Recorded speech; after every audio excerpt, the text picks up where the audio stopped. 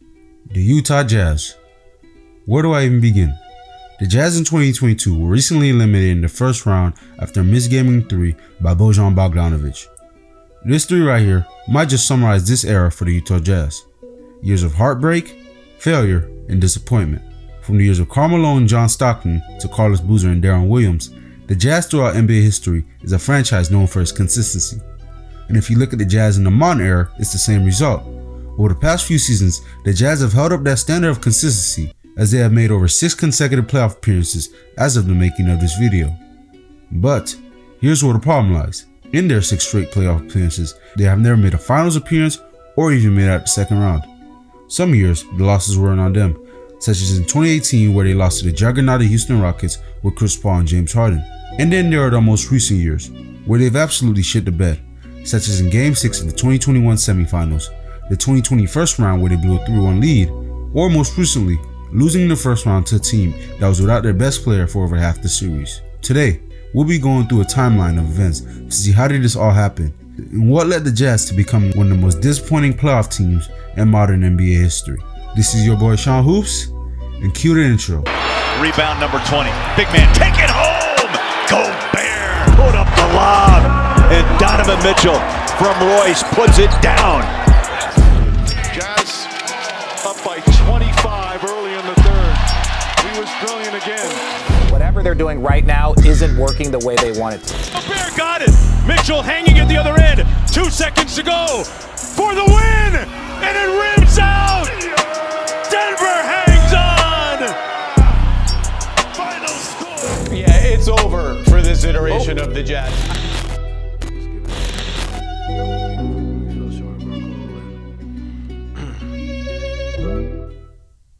Let's start on the eve of the new decade, where with the 9th pick in the 2010 NBA draft, the Jazz selected Gordon Hayward.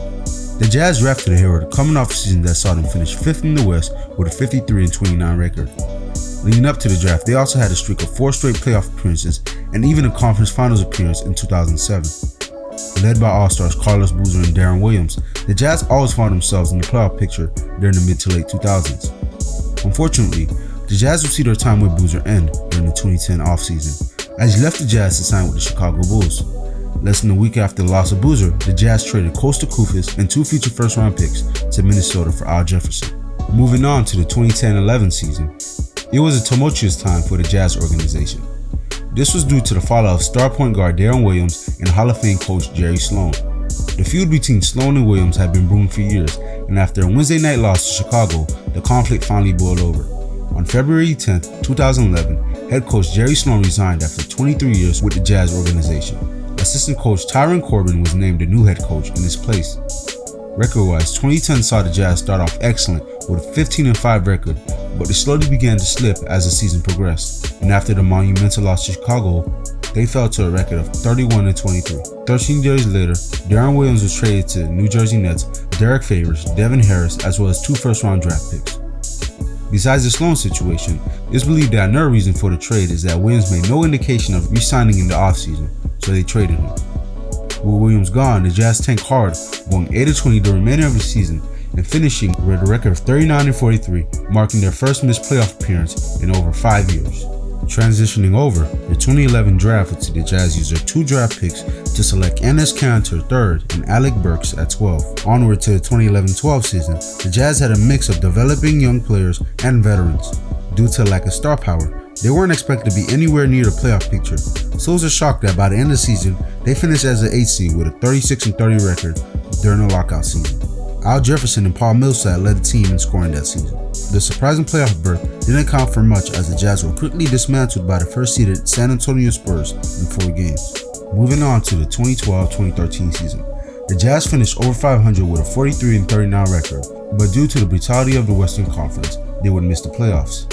Since they missed the playoffs, the Jazz set their sights on making moves during the offseason. The 2013 draft was an eventful night as the Jazz would acquire 9th pick Trey Burke from the Minnesota Timberwolves and 27th pick Rudy Gobert from the Denver Nuggets. During 2013 free agency, Utah lost their 2 best players as Al Jefferson signed with the Bobcats and Paul Millsap went to Atlanta. Due to losses in free agency, the 2013-14 season saw the Jazz finish with a 25-57 record, their worst record in over 30 years. That season saw the Jazz have one of the youngest teams in the league. They also had one of the worst offenses and defenses. A bright spot during the season is that Gordon Hayward showed flashes as he averaged over 16 points a game. That included a career-high 37 points against Kevin Durant and the Oklahoma City Thunder.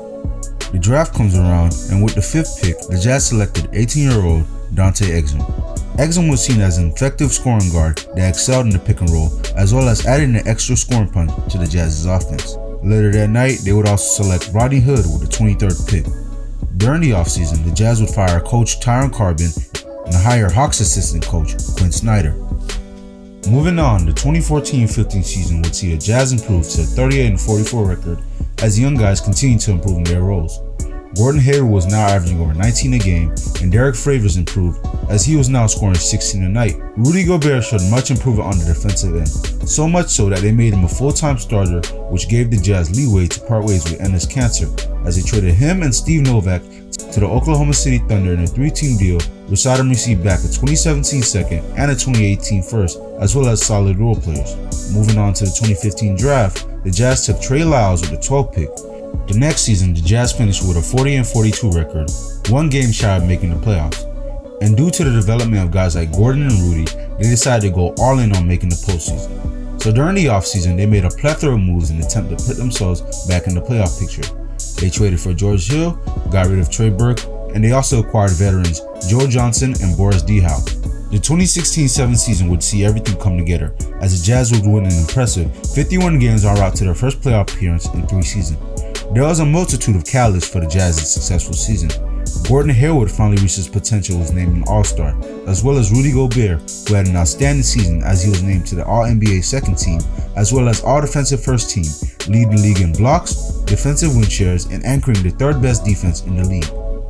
So with the Jazz finishing with the 5th seed, they matched up with the 4th-seeded LA Clippers, led by the big three of Chris Paul, Blake Griffin, and DeAndre Jordan. The series began with a bang as the Jazz would take Game 1 behind the Joe Johnson game winner. The Clippers would come back and take both Games 2 and 3, and then the Jazz would tie the series at home in Game 4.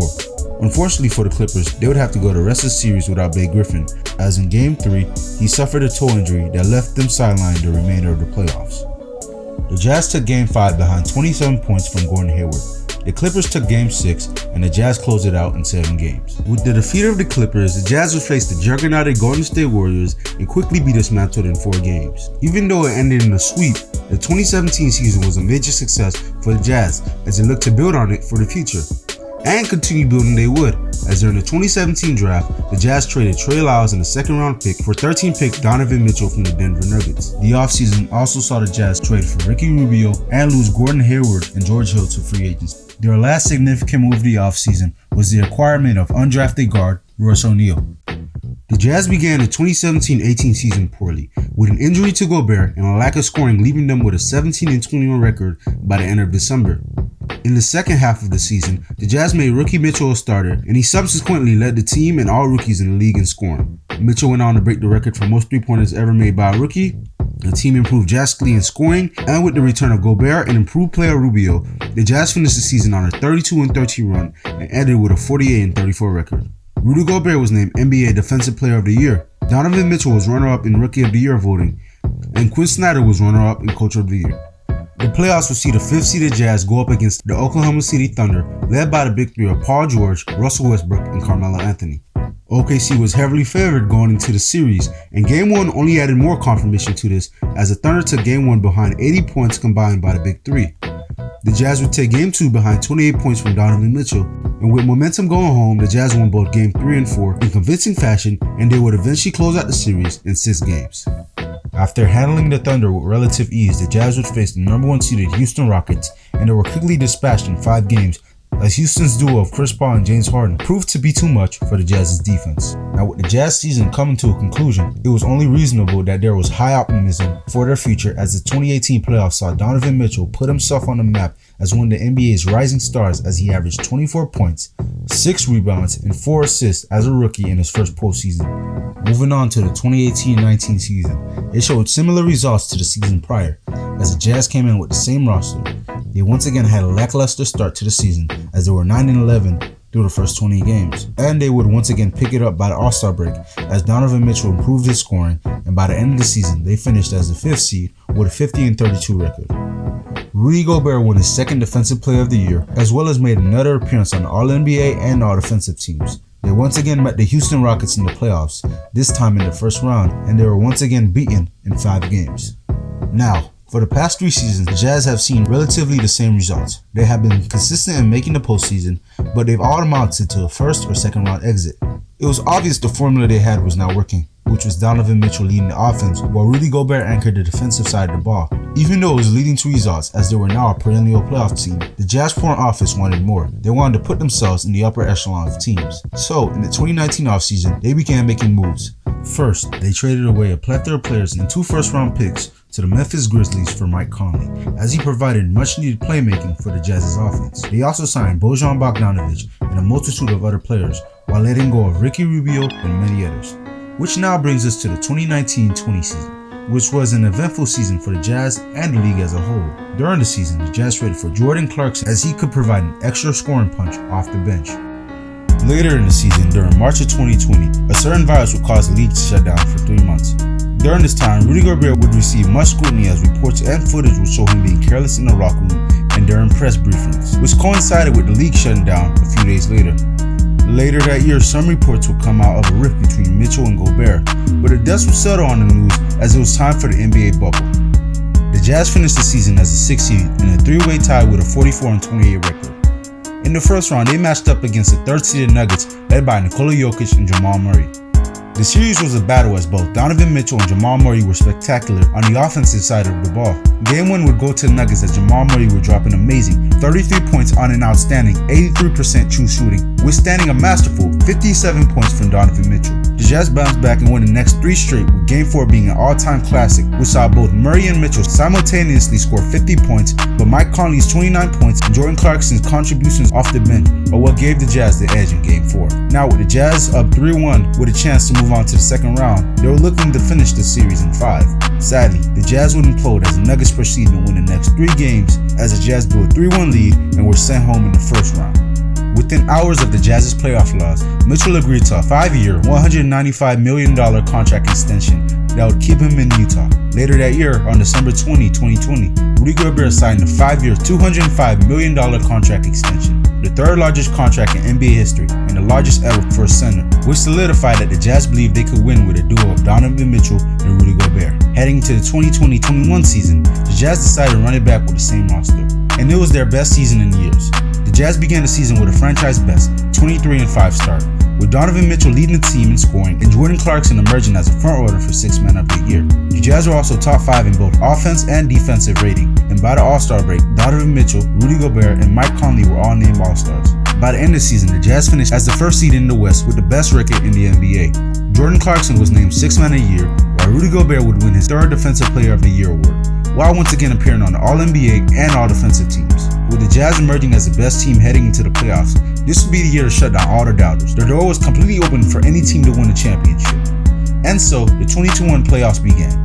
Their opponent in the first round would be the 8th-seeded Memphis Grizzlies, led by the up-and-coming young star, Ja Morant. The Jazz made quick work of the Grizzlies, beating them in 5 games. The true test would be the next series, as the second round would see the Jazz match up against the LA Clippers, led by the duo of Paul George and Kawhi Leonard. The series began with the Jazz taking command in 2-0 lead as in Game 1, Donovan Mitchell erupted for 45 points and Rudy Gobert sealed the deal with a game-winning block. Mitchell also had 37 points to help take Game 2. The Clippers would respond in LA as they came back to tie the series 2 games apiece, heading into Game 5. Prior to Game 5, the Clippers would suffer a huge blow as their best player, Kawhi Leonard, would suffer a knee injury that would leave him out the remainder of the series. As much of a loss this was for the Clippers, this was thought to be a major boost for the Jazz, as most people had them winning Game 5 and closing the series in 6. Well, the complete opposite happened. The Clippers took Game 5 as Paul George would erupt for 37 points, and with momentum in their favor, the Clippers would win the series in Game 6 as Terrence Mann would erupt for 41 points, while the Jazz blew a 25-point lead as the Clippers exposed Rudy Gobert in the Jazz's defensive scheme, making him nearly unplayable in the final minutes of the game. And just like that, the Jazz's best window to win a championship was gone. During the offseason, there were rumors about trade talks, but the Jazz once again decided to run it back with the same roster. This brings us to the most recent season. The 21-22 season saw the Jazz continue their consistency as they finished 5th in the West with a 49-33 record, while once again being ranked number 1 in offense and top 10 in defense as both Rudy Gobert and Donovan Mitchell once again made the All-Star team. In the playoffs, they matched up against the 4th-seeded Dallas Mavericks in the first round. The Jazz were favored in this series as the Mavericks' best player Luka Doncic would miss the first 3 games due to a calf strain. But if you haven't noticed a pattern in this video, the Jazz would lose this series in 6 games, in nearly the same manner as the year prior, as the Jazz's lack of good perimeter defenders led to an abundance of threes by the Dallas Mavericks. And in heartbreaking fashion, Game 6 would see the Jazz lose as Bojan Bogdanovic would miss a wide-open game-winning 3. And with this loss, I truly believe the Jazz have been the biggest disappointment in modern NBA history. Over the past 3 postseasons, they've had multiple opportunities to win big. A 2-0 lead, a 3-1 lead, a 25-point lead in Game 6, injuries to their opponent's best players, and so much more. Yet, they haven't even managed to make a conference finals appearance. And for a franchise like the Jazz, which is so highly elevated and respected throughout NBA history, it truly is disappointing. And with the departure of Quinn Snyder and the trading of Rudy Gobert, this era of the Utah Jazz is truly over. This has been your boy Sean Hoops, and thanks for watching.